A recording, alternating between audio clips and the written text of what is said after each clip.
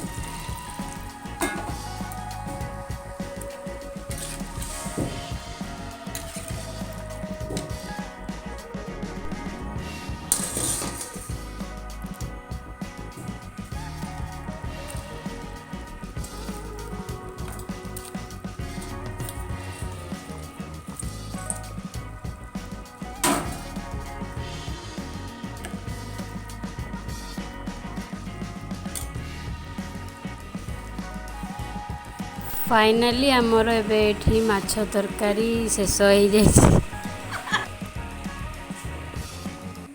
जामर ए रोषे सजाई भात आ माछ तरकारी। तो चलते देखिए आम केमी खाऊँ आई सेपटे पापड़ छाणुंट आ देखी दिंतु ये आम बढ़ा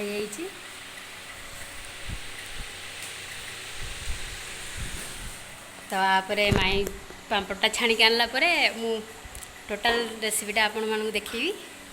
एबे आमर माछ तरकारी भात आठी पापड़ माई छाणिक आनी दे देइछंती। तो आमर एबे खाइबा आम स्टार्ट करूँ। देखंतु भात माछ तरकारी पापड़ बढ़ाई खाइबापी। तो एबे आम पुओ खाऊची भात आ माछ तरकारी। माछ तरकारी केमती चंगा